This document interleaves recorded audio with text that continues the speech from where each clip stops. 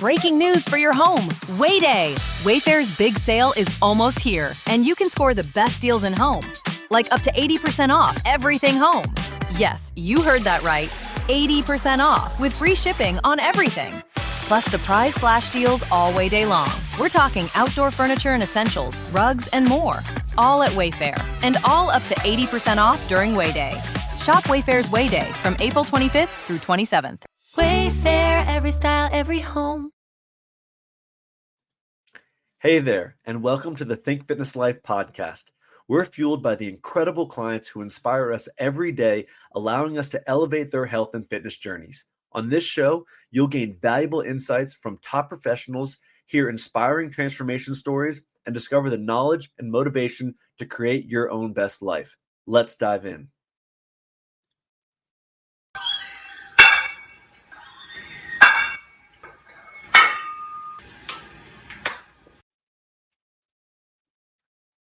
As someone who has continuously used therapy as a way to heal and elevate my personal performance, I know wholeheartedly that you cannot always read the label when you're in the jar.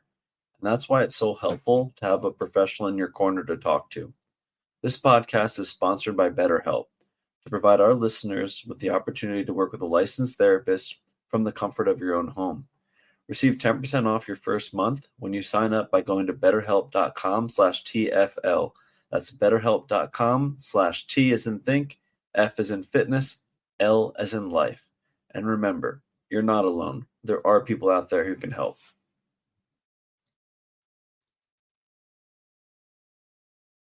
Welcome back to the Think Fitness Life podcast.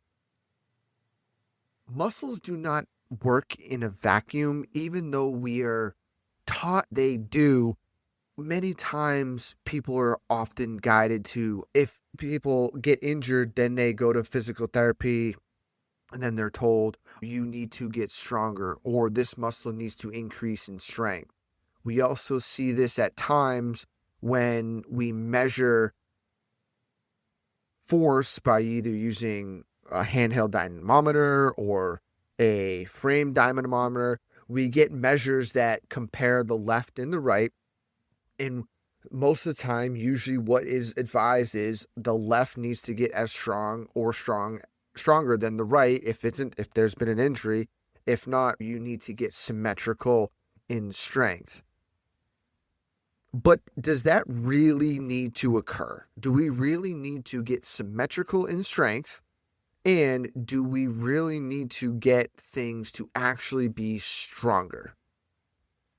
This is a big topic in the world that strength coaches live in and trainers live in and PTs live in, because we're taught, and I was taught very, very young in school, we need to strength train to prevent injury and to increase performance, which I do not disagree with. But the word strength over time, I think, gets lost in the world of what actually building strength is. Now, if you talk to a strength coach, they're saying, yes, we're getting our athletes stronger in the squat to produce more force or absorb more force. I think that's totally fine. And even myself, as I'm training, I am trying to increase strength in my squat, my bench, my deadlift, my clean, my snatch, all that for my own increase in performance, but also to be able to handle more load. And when I was an athlete, having those mechanics of loading be in the proper position, the proper timing. But just getting a muscle strong doesn't necessarily mean it works in the right timing. And this is where, when I say I think the word strength gets thrown out a lot and can be misleading, is many people just associate being strong with things should not get injured or things should not be in pain. When in the reality, this is what we deal with a lot of our clients, is how to create strength in the right mechanics, in the right patterns. Because without patterns and timing, strength does not really matter. And that is huge. So diving into what it really means to be strong, And I don't disagree when someone says, I got injured and this leg needs more to be stronger. I agree. But what do most people start to do is they train that leg or they train that body part as if it doesn't exist with other parts of the body. We need to realize that humans are designed and function to work together. Left sides and right sides are going to work together, and they're going to be working opposite depending on the motion, the movement we are producing. So if we are walking, for an example, one side of the body is going to be in a different phase of forward locomotion or gait than the other side to get us to be able to move forward. When we go into sprinting, this will just enhance that one side doing one job, the other side doing the opposite, to be able to push us forward. The same thing when it comes to with any sport that is forward and moving or moving, that's what's going to happen. Now, there's some sports like rowing where it's very bilateral dominant. So you're going to see the sides start to time up and do things symmetrically at the same time for force production or to get someone to go forward. There are sports that rely on that. And that's where, when we talk about training, where that person's specific mechanics need to lie. But that's when it comes to training. Let's just say someone's just injured and they are being told, I just need to strengthen this area. That doesn't mean anything, and it shouldn't really hold much to anyone. But it's said often, and many times in PT world, it said, I need to get stronger here. You need to strengthen this. But what I'm sure the person's a great PT, but what they fail to understand or coach that human, that you need to get strong in the right patterns. So if I train in the wrong pattern, yes, I can still get strong, but that doesn't mean that the muscle is timing up with the other joints and parts of the body for optimal function, therefore still allowing pain or tension to dominate that pattern. Our human body is run off of patterns.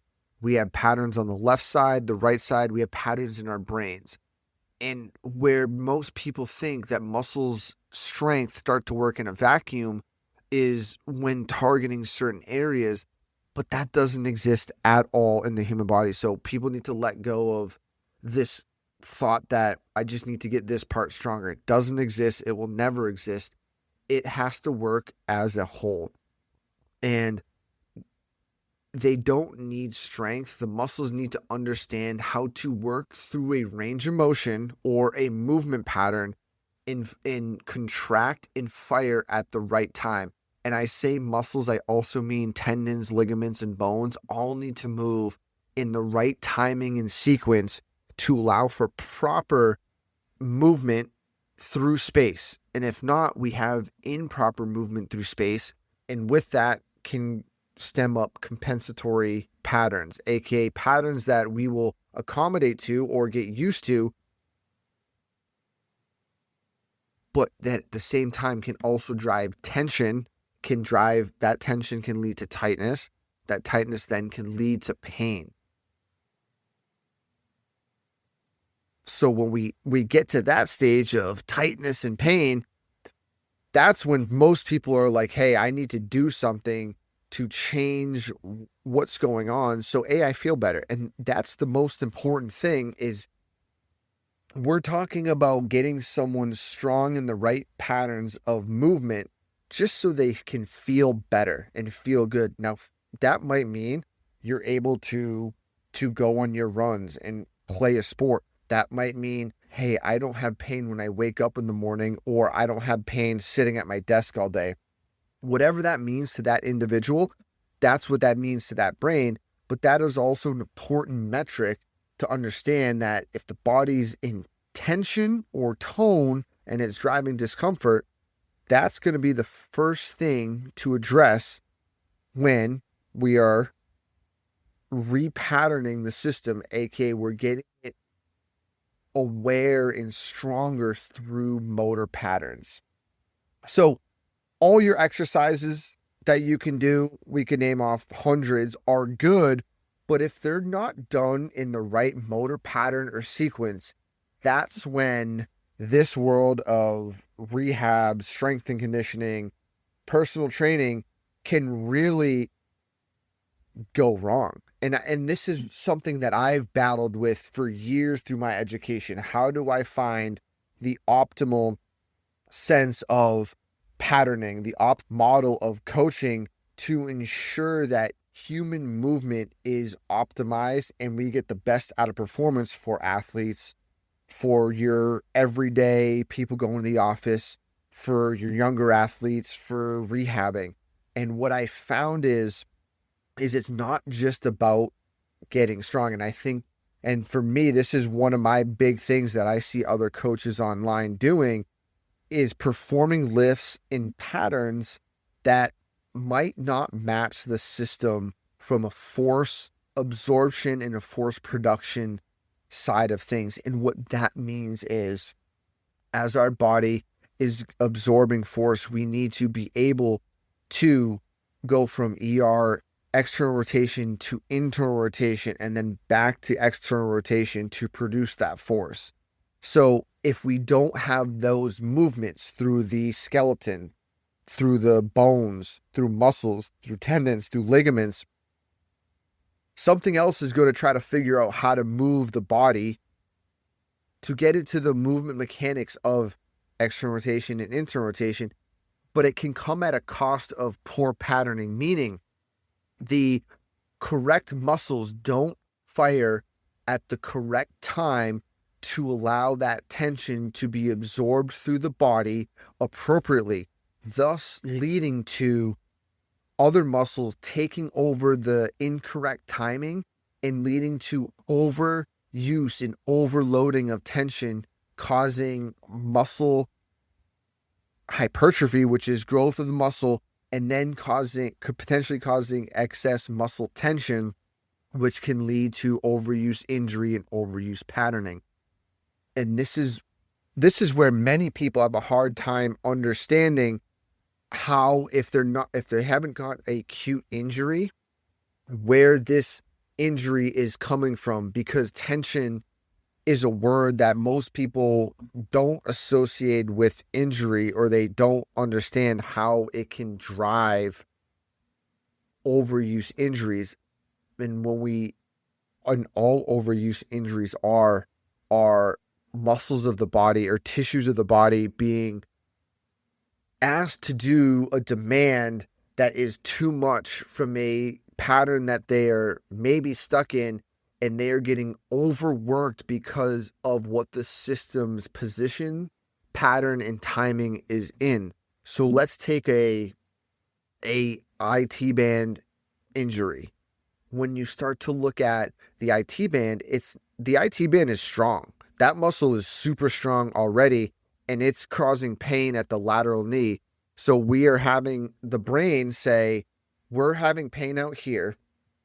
We need to do something about this because we are using this muscle or these groups of muscles to drive patterning to be able to walk, to be able to run, or whatever.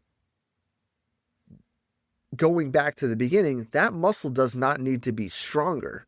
That muscle needs to understand it's in the wrong position, in the wrong pattern, and it is too strong, and it is pulling at the bones and the joints into a malposition where the internal rotation and external rotation is now not firing optimally, or that muscle is trying to pull parts of the bone at the knee into internal rotation or into external rotation, depending on what phase of forward locomotion that human is in. And this is where things get really, really tricky, because most people, this conversation of IR and ER, caught in IR and ER being driven by muscles, is a concept that most people, unless you have an exercise physiology or exercise science degree, do not understand. And there's some coaches that I've worked with, great strength coaches, that still also don't understand this, and some PTs that I've worked with that maybe they didn't get that education throughout, and that's what being an educated coach and driving more education will lead you to, finding different models And that's, for me, that's where my journey has taken me. Hence why now educating you all to say, hey, we can now change how someone thinks. So going back to that IT band or lateral quad doesn't need to be stronger. Many times you go into PT and they'll say you need to get this to be stronger. I don't look at muscle tension as a weakness. I look at muscle tension as this person's already strong in this pattern. How do I solve them in their pattern by what phase of forward locomotion they're in? Because I'm going to find that out first. Are they in early phase, initial contact, or are they in mid stance or late stance? And then from there, breaking down, what does the body need when it's in those phases? So put it briefly, if we're in early stance, heel contact, we're in a more externally rotated state going into an internally rotated state as we get into mid stance. Mid stance needs to access internal rotation throughout the body to allow for proper force absorption and then force production. Then when we get to late stance, we go back into the external rotation demands of the body for push off. This is going to happen in the lower body, and it's going to also happen in the upper body as the mechanics of the thorax, the rib cage, and the pelvis work together to allow the body to shift side to side and go into a left stance and a right stance to be able to move us forward. So when looking at that, that's when it comes to so when looking at the internal rotation and external rotation in phases and determining where someone might have a over dominant pattern goes a long way in helping to assess and treat what is going on, whether it's tightness or pain. Now, like I've said before, if it is an acute injury, that is beside the point. You can't really do much. If something is torn or there's something damaged, you can look and see what might have caused it. But what we're talking about here is really into the sense of muscles being overstrong in an over dominant pattern. They don't need to be stronger. They need to have and be repatterned in the right timing. So we look at the world of retiming from the standpoint of our phases. So once we figure out what phase that person's in, and then they're experiencing the most tension, we need to then repattern those hips, those knees to understand and correct and time up the right phase. And this is super important. What I start to see on the strength room floor is people training in the incorrect patterns and positions. Now, what that will mean is if someone's in mid stance where the body needs to access internal rotation, but when I look at them perform a split squat or a squat, their body is actually accessing external rotation.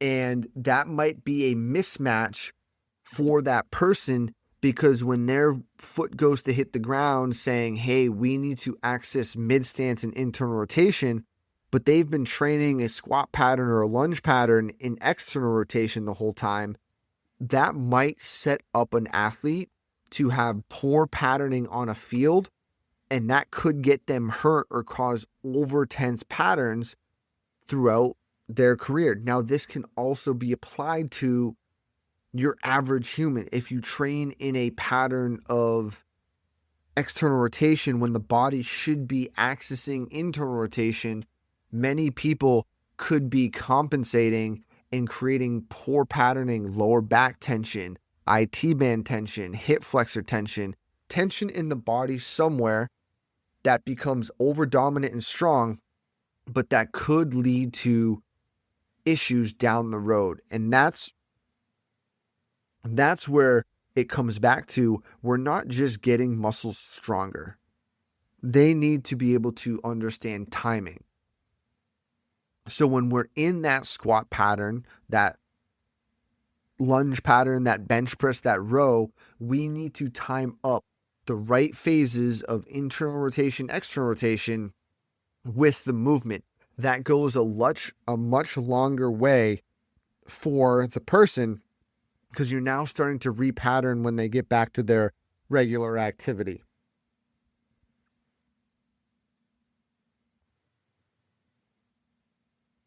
And when they get back to their regular activity, the numbers in the weight room really don't matter. To some people, they do. To me, the numbers in the weight room matter, and I love it.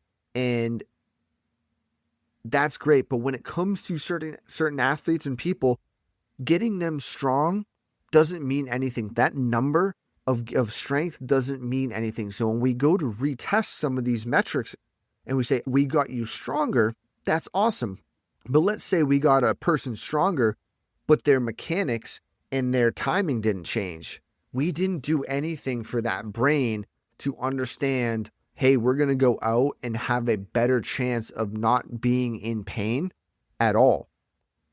So did I actually do my job? No, I got a metric stronger, but that doesn't mean we increased optimal movement patterns.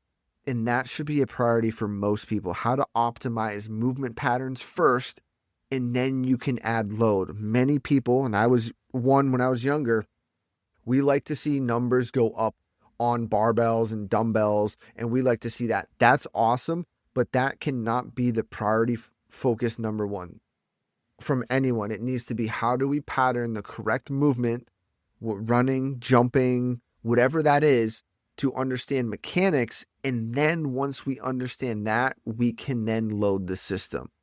But for people to say arbitrarily that we just need to get stronger does not make sense to my brain, and doesn't make sense to the models, because it lets people down when people are looking at numbers on a barbell or in the weight room go up, and then they go out and do their sport or their activity and they come back with pain. They're thinking, but I did all the weight training and the strength training in the weight room, that should make my pain go away. That does not work, and that correlation is not correct. And I don't want people to get their hopes up and to say, hey, I'm getting all this strength training in and I haven't done my sport, or I'm rehabbing, and then they get back to their sport or their regular activity and nothing's changed, because they've gotten stronger in certain positions, but they never actually change the patterning and the movement and address that. So that has to come number one and first and foremost. So if you've ever been to someone that measures strength, or a testing for PT, and they're measuring your left side versus right side, also know that you're going to be asymmetrical in your numbers, and that's fine. A lot of times we are chasing symmetry when it comes to aesthetics and numbers. I think that's a good thing. I think that's an okay thing. I don't think that's a great thing, because people then get fixated on what my left side does. My right side needs to do the exact same thing. In reality, us humans, we are living in an asymmetrical body. And at no time and no point will the left side be the exact same as the right side. This comes down to where our organs are at, where certain attachments are in the body, where we have more dominance in the brain versus one side of the brain versus the other. It creates an asymmetrical human being. It's a perfect design, and we need to respect that. So when we look at ourselves and say we need to be symmetrical, that is not the best way to look at it, because people start to then train symmetry. They train, if I do this on the left, I have to do this on the right. Now, when it comes to numbers, I'm okay with that. If I'm going to row 60 pounds on my left, of course I'm going to row 60 pounds on my right. When the numbers I'm talking about is saying, hey, we're going to test your quad strength, and the right side got this number, the left side got this number. Now, we want them to be fairly close. They might not be exact. We don't want crazy differences, but know that we're asymmetrical. We're more right side lateralized than left side. So our right side quad might be stronger because it's in a different phase of forward locomotion or gait than the left. Going back to the conversation earlier, what phase are you in? So then we have to take in consideration my right side, my right quad is stronger in mid stance than my left side. Based on my position, I'm more dominant in mid stance on the right and late stance on the left. If I go to measure the left quad, I have to understand that that left quad might be in a different pattern and firing in a different sequence. So then as we pull back the layers, we say, okay, now we need to sequence the quad on the left when it's in mid stance, and we're chasing certain phases of motion as we go. And it's hard to do at first, but as we repattern and reteach the body to understand different phases, and then we get solid training above that with getting the abs and glutes to kick in, we can now time other muscles up with that.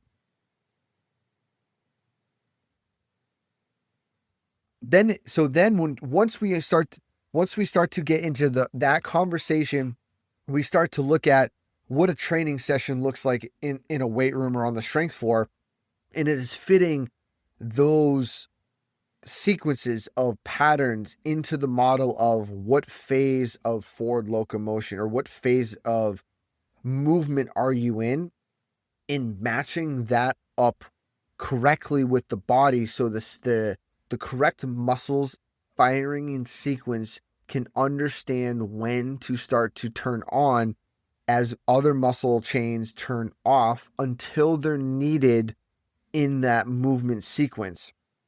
And this can be, at first, this is very easily trained. You don't need a lot of weights. You just need to have certain techniques with certain timing and breathing to feel the correct muscles turning on. And when you get the right sequence of muscles to turn on, when we're shifted to one side or the other, the brain's going to know it. You're not going to have that tension that you had coming in with, or the tightness or the tone or the pain. And you'll be able to, day over day, as you perform the right patterns and sequencing, start to remap the body's sense of where you are in space, thus now changing how the body's going to react to ground force time, squat, where the foot is in space when it hits contact, where the arms are, is all going to be trained in a certain way. So as we come to it, what we're really saying is muscles don't need to be strong for injury prevention. They just don't need to gain strength. They do, but that comes with a bigger statement that's blanketed over top, where we really need timing with the muscles of the movement pattern to sequence together, to be synchronously firing together at the right time to put you in the right phase of forward locomotion or propulsion to be able to accomplish the task or to train hard. Now, what this might look like in training, because now we get into this realm of where certain sports lie, increases a different demand of where the body needs to be in space. So earlier we mentioned something like rowing, where we are very bilateral, pushing through 2 feet and pulling through 2 arms to literally push the person and the boat forward. There are many other sports where you're going to look into more of bilateral dominance, and that sport might change mechanics and how they move. And it changes the demand that the athlete person needs to be placed in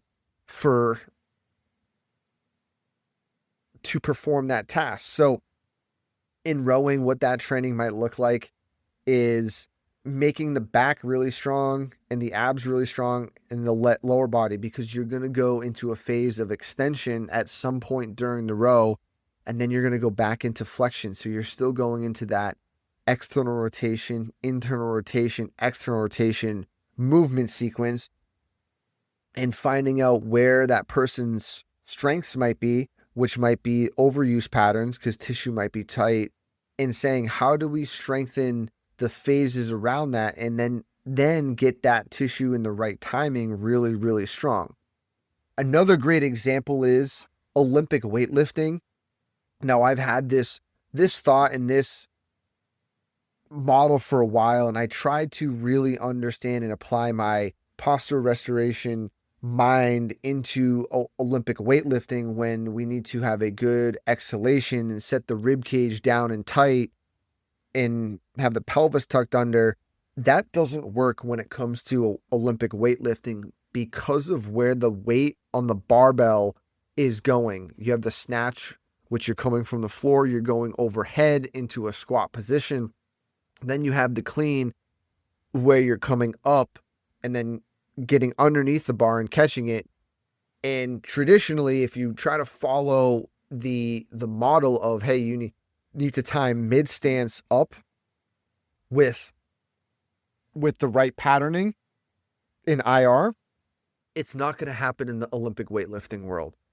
And those who do Olympic weightlifting and may coach Olympic weightlifting need to recognize that it is its own sport. It's its own sport, and it goes against what the mechanics are. And that is because of where the external load and force is. And we can look at that in other sports as well of, okay, where is the external load being placed on the body? The body's got to adapt to it. Now, by no means am I saying Olympic weightlifting is bad.